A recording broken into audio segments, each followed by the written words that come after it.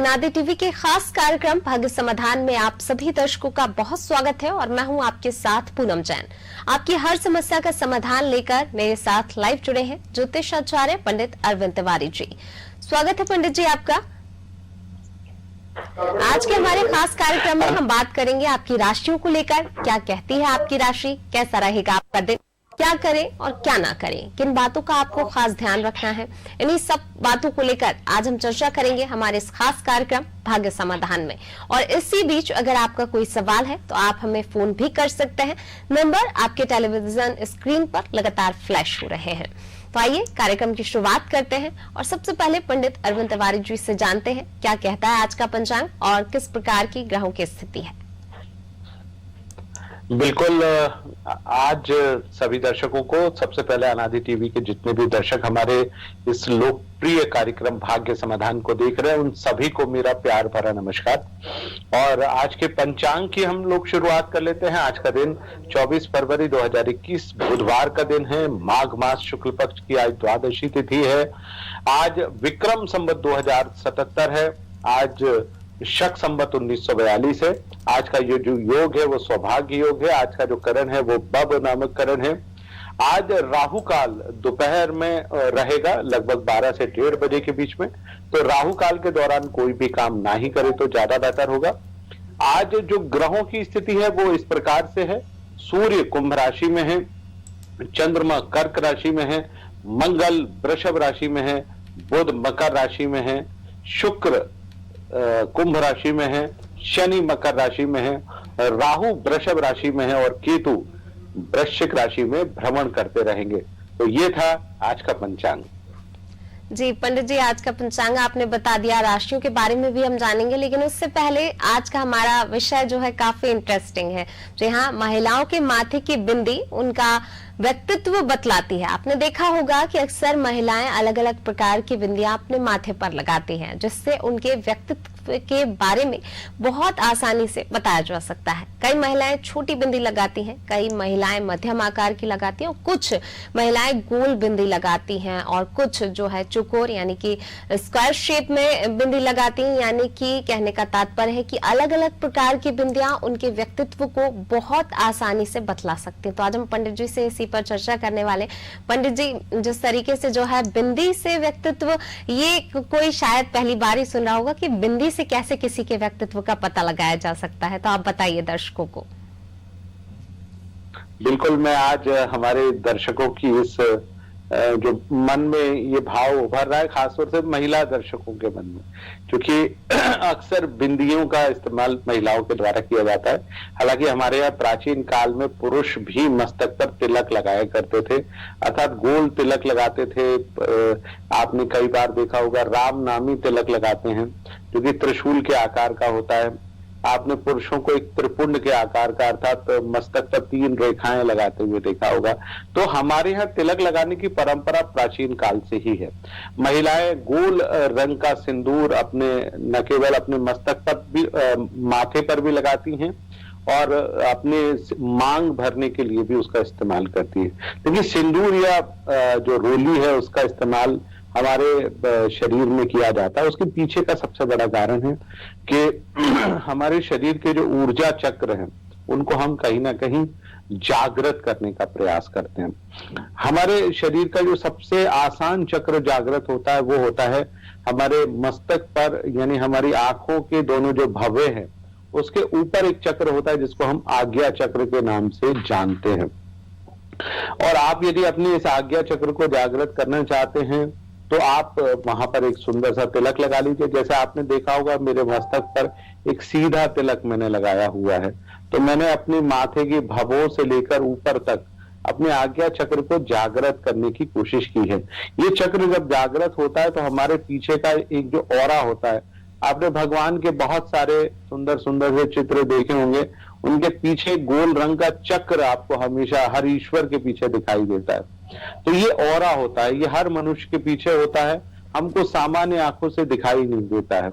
लेकिन आप यदि अपने मस्तक पर अपने आज्ञा चक्र को जागृत करते हैं, यानी लाल रंग का सिंदूर या लाल रंग का तिलक आप लगाते हैं, तो आप ये मानकर चलिए कि आपका आज्ञा चक्र जिसमें लाल रंग की ऊर्जा जो कि 2 ग्रहों से जुड़ी हुई सबसे ज्यादा होती है, जिनमें पहला ग्रह सूर्य होता है, दूसरा ग्रह मंगल होता है। यदि आप अपने सूर्य को मजबूत करना चाहते हैं, अपने जीवन में यश मान सम्मान को पाना चाहते हैं, तो आप अपने आज्ञा चक्र को मजबूत कर लीजिए। और यदि आप अपनी कुंडली में मंगल ग्रह से जुड़ी हुई परेशानियों से बहुत ज्यादा परेशान हैं, तब भी आप अपने आज्ञा चक्र को जागृत कर लीजिए, उससे आपको तुरंत लाभ होगा। और उसके लिए क्या करना है? कुछ नहीं, बहुत छोटा सा प्रयास। आपको अपने मस्तक यानी आंखों के भवों के बीच के सेंटर जो ऊपर का पॉइंट है, वहां पर एक गोल सा आपको तिलक लगाना है। आपने देखा होगा बहुत सारे ऋषि मुनि साधु सन्यासी लगातार इस प्रकार का गोल तिलक लगाते हैं। तो ये तो बात हुई पुरुषों की। अब महिलाओं के ऊपर आते हैं। तो पहले तो महिलाएं प्राचीन काल से लेके आज से कोई 10, 15, 20 सालों तक सिंदूर का ही तिलक लगाया करती थी, सिंदूर से अपने सेंटर पोर्शन पे लगाती थी। लेकिन अब बाद में परेशानी ये हुई कि तिलक कई बार आप महिलाएं चूंकि कार्य क्षेत्र में लगातार कार्यरत होती थी, तो दिन में पसीना इत्यादि आने के कारण वो सिंदूर का जो तिलक होता था वो कई मामलों में मिट जाने लगा।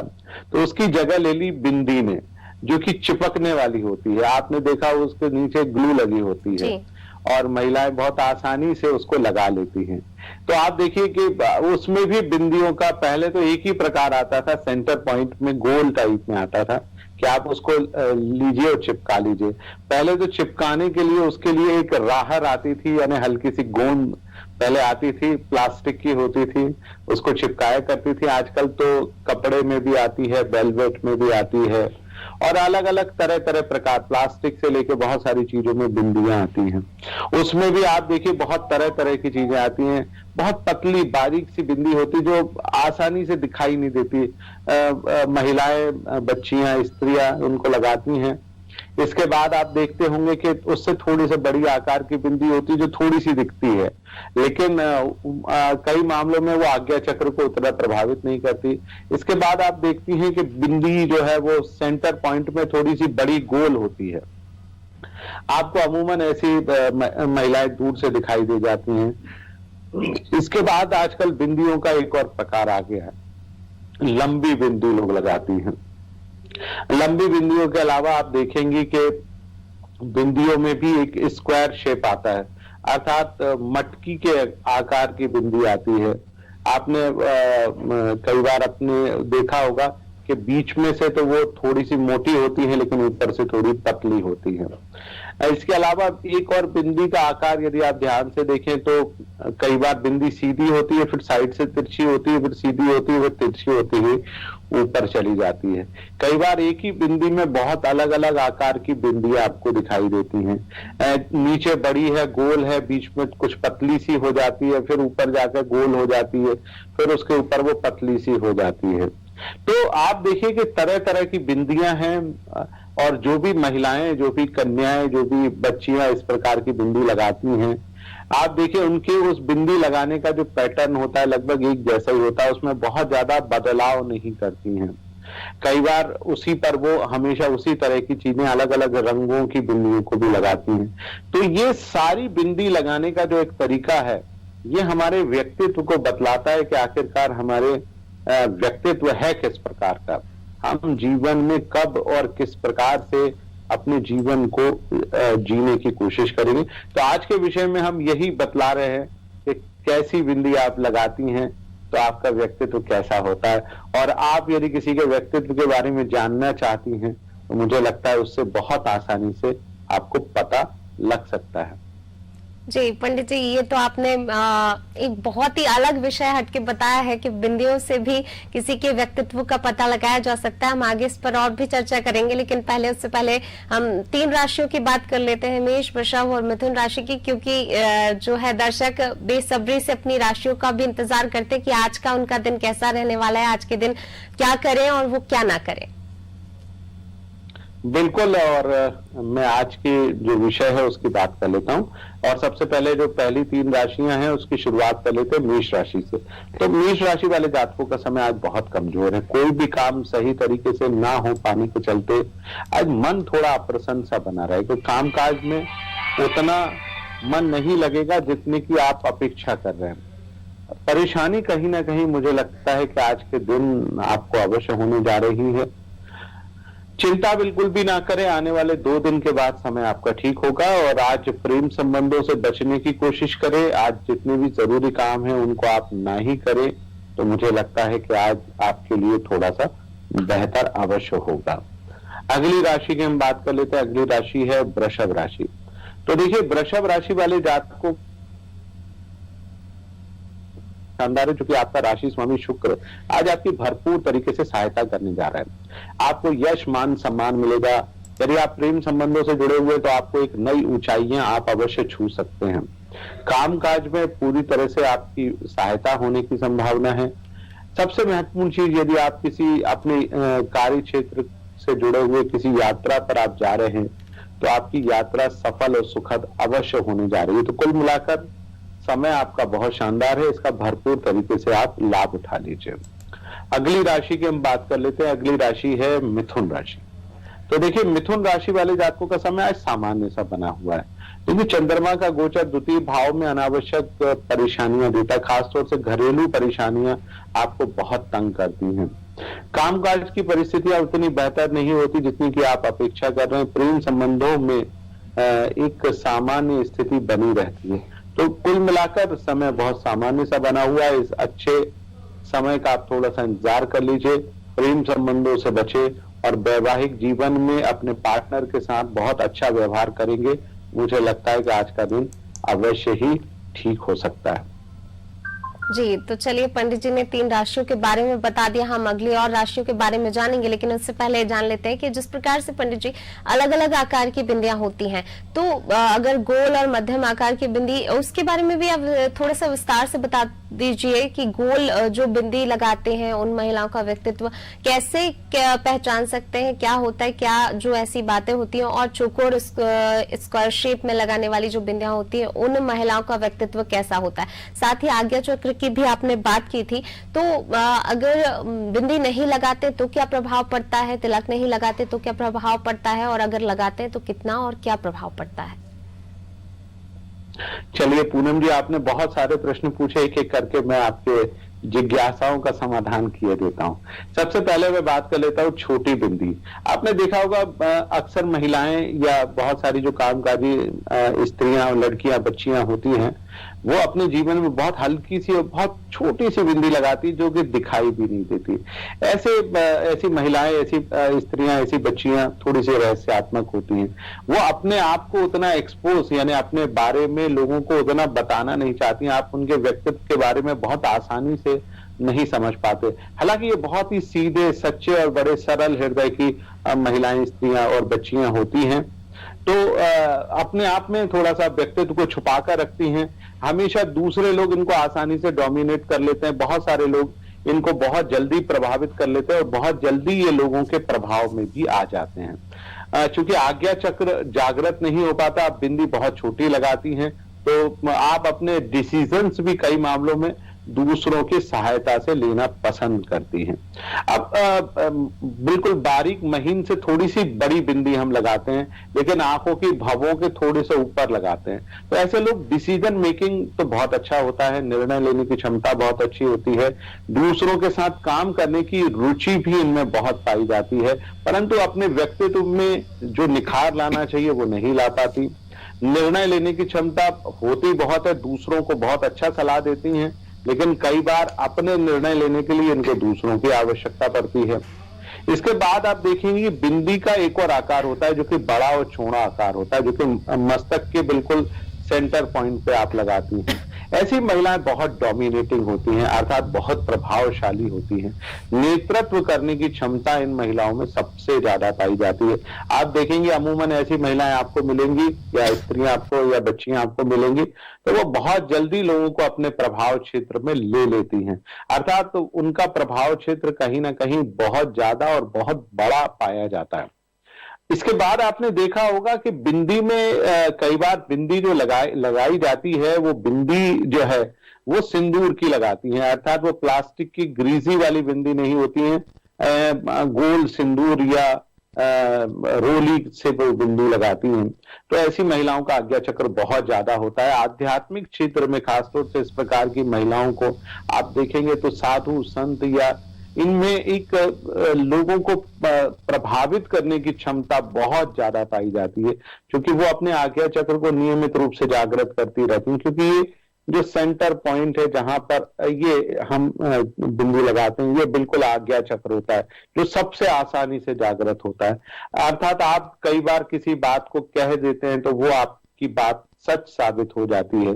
अर्थात कई बार ऐसा माना जाता है ना कि अमूमन व्यक्ति के जिह्वा पर सरस्वती बैठी है, तो उसका एकमात्र कारण होता है कि आपका आज्ञा चक्र जागृत हो गया है। अर्थात आप जो भी आज्ञा या जो भी वचन आप अपने द्वारा देंगे वो कई मामलों में सच साबित होता है। अब देखिए, इसमें भी एक दूसरा प्रकार है बिंदी का। कई बार महिलाएं जो हैं वो बिंदी मटकी के आकार, माने सेंटर पॉइंट तो बड़ा होता है लेकिन ऊपर और नीचे छोटी होती हैं, वो बीच में थोड़ी चौड़ी सी होती है और उनमें कई मामलों में नोक भी निकली हुई होती है। तो आप देखिए, ऐसी महिलाओं की ऊर्जा बिखरी हुई होती है, वो अपने निर्णय भी नहीं ले पाती, अपनी ऊर्जा का सदुपयोग भी नहीं करती। और आपने देखा होगा कई बार ऐसी महिलाएं जो है एक दूसरे की चुगली थोड़ी सी ज्यादा करती हैं। तो हालांकि ये बात मुझे नहीं कहना चाहिए क्योंकि महिलाओं का विषय है, लेकिन अपनी बात को पीठ में नहीं रख पाती। आप उसको इस तरीके से लीजिए, पेट में कई बार महिलाएं अपनी बात को नहीं रख पाती हैं। इसके बाद आपने देखा होगा बिंदी जो है वो थोड़ा सा टेढ़ी मेढ़ी माने तिरछी आकार की होती है। माने आप ऐसे मान ले जैसे सांप सीढ़ी टाइप में होती है, तो उस तरह की भी बिंदी माने जिगजैग टाइप में बिंदी होती है। तो ऐसी महिलाएं अपने जीवन में अपने रास्ते पर शुरुआत तो बहुत अच्छी करती हैं कई बार, लेकिन बीच में जाकर अपने गोल यानी जिस लक्ष्य को पाने के लिए वो आगे बढ़ रही हैं, उस लक्ष्य प्राप्ति से वो कहीं ना कहीं भटक जाती हैं। तो ये भी अपने आप में आकार है। कई मामलों में महिलाएं नीचे माने जहां आज्ञा चक्र, जहां भवें, जिसको आईब्रोज भी हम कहते हैं, वहां पर तो गोल लगाती हैं लेकिन बीच में जाकर उसको पतला कर लेती हैं। तो आज्ञा चक्र जागृत तो होता है, परंतु अर्थात वो अपने व्यक्तित्व को बताना तो चाहती हैं, लेकिन अपने व्यक्तित्व में कुछ चीजों को छुपाना भी बहुत चाहती हैं। अर्थात वो चाहती हैं कि उनकी बातों के बारे में लोगों को पता ना रहे और वो दूसरों की बातों को बहुत आसानी से जान पाएं। तो ये अपने आप में होती है। आपने एक चीज पूछा कि क्या महिलाओं को बिंदी लगाना चाहिए? बिल्कुल लगाना चाहिए। देखिए, ये महिलाओं का एक गहना भी है और दूसरा उनके व्यक्तित्व में निखार लाने का भी कारण है। जैसे मैंने आपको बताया है कि हमारे शरीर, हमारे मस्तक के पीछे एक ऑरा होता है, और जैसे ही हम आज्ञा चक्र पे कुछ भी लगाते हैं या दबाव डालते हैं तो उस ऑरा में लाल रंग की मात्रा जो है वो कई गुना बढ़ जाती है। तो हम अपने जीवन में यश, मान, सम्मान, जिसके लिए देखिए कोई भी स्त्री हो या मनुष्य हो या पुरुष हो या कोई भी क्यों ना हो, वो अपने जीवन में हर काम को अपनी प्रतिष्ठा बढ़ाने के लिए करता है और कोशिश में लगा रहता है कि वो किस प्रकार से अपने जीवन में यश, मान, सम्मान को पा सकता है। तो आप अपने जीवन में यदि यश, मान, सम्मान और अपनी प्रतिष्ठा को पाना चाहते हैं तो आपको निसंदेह आपके मस्तक पर बिंदी लगाना चाहिए। लेकिन मैं एक सलाह सभी महिलाओं को देना चाहूंगा, आप जब भी बिंदी लगाएं तो आप अपने मस्तक पर यानी अपने आज्ञा चक्र पर थोड़ा सा रोली या थोड़ा सा सिंदूर अवश्य लगा लीजिए। मुझे लगता है कि उससे आपको आपके जीवन में अवश्य लाभ की प्राप्ति होगी। और सबसे महत्वपूर्ण चीज, आप अपने जीवन में अपने कार्यों को बहुत स्पष्ट रूप से कई मामलों में कर पाएंगी। तो ये आपके जीवन में सबसे ज्यादा महत्वपूर्ण है। आप बिंदी लगाइए, रोली लगाइए, चंदन लगाइए, और दिन में आप एक और चीज मैं बतलाना चाहूंगा, दक्षिण भारत में आप यदि जाते हैं तो मस्तक के नीचे कई मामलों में एक प्रकार का जिसको हम कहते हैं ना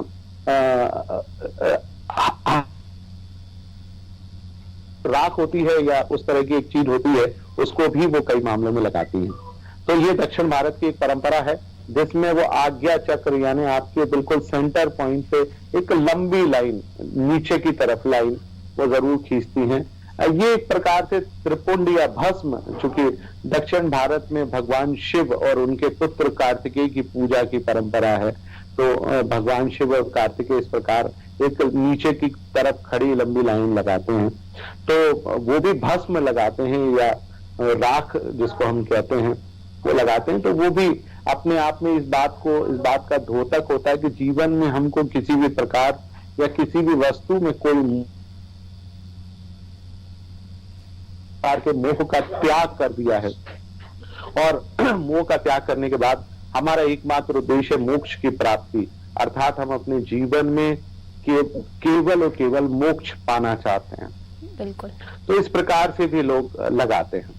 जी पंडित जी, ये तो आपने बहुत ही अच्छे विषय के बारे में, आज खासतौर से महिलाओं से जुड़ा हुआ विषय था, तो बहुत सारी जानकारी मिली। अब बाकी की जो बची हुई राशियां हैं पंडित जी, उनके बारे में भी बता दीजिए। मैं एक एक करके सारी राशियों के बारे में बता देता हूँ। तो शुरुआत करता हूँ कर्क राशि से। तो कर्क राशि वाले जातकों का समय आज सुधर रहा है, मन आपका बेहद प्रसन्न रहेगा, तनाव में कमी होगी, कामकाज की स्थिति बहुत शानदार होगी। प्रेम संबंधों और वैवाहिक संबंधों के लिए आज का दिन बहुत ही शुभ बना हुआ है। तो आज आप अच्छे समय का लाभ उठाकर जितने भी आपके आवश्यक कार्य है उनको तेजी से संपन्न करेंगे और बहुत लाभ की प्राप्ति होगी। अगली राशि की हम बात कर लेते हैं। अगली राशि है सिंह राशि। तो देखिए, सिंह राशि वाले जातकों का समय आज बहुत कमजोर सा बना हुआ है। कामकाज में तनाव की स्थिति रहेगी, खर्च बढ़ सकता है, मन आपका प्रसन्न बना रहेगा। प्रेम संबंधों से बचने की कोशिश करें। वैवाहिक जीवन में आज आपका पार्टनर आज आपसे रूठ सकता है, तो थोड़ा सा ध्यान पूर्वक काम करें। अगली राशि की बात कर लेते हैं। अगली राशि है कन्या राशि। तो देखिए, कन्या राशि वाले जातकों का समय बहुत शानदार बना हुआ है।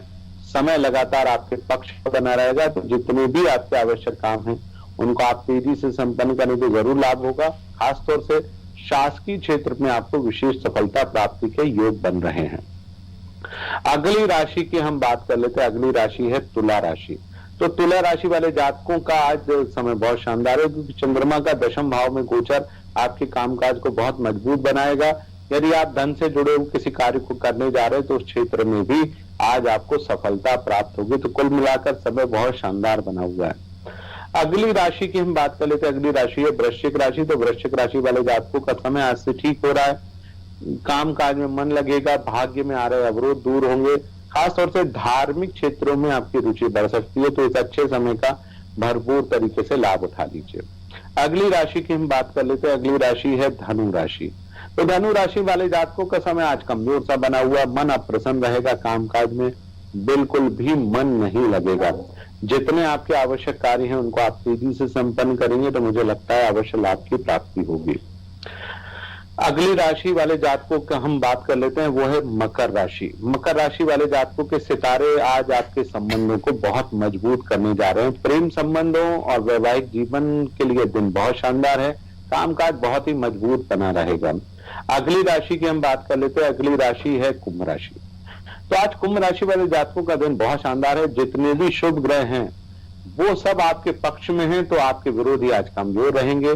कामकाज के लिहाज से दिन आज बहुत शानदार है। प्रेम संबंधों और वैवाहिक संबंधों के लिए दिन बहुत ही शुभ बना हुआ है।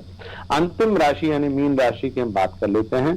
तो मीन राशि वाले जातकों का समय आज से ठीक हो रहा है, क्योंकि चतुर्थ भाव के चंद्रमा से आज पंचम भाव का चंद्रमा है, जो आपके दिन को सामान्य बनाएगा। प्रसन्नता बढ़ेगी, लोग आपकी मदद करेंगे।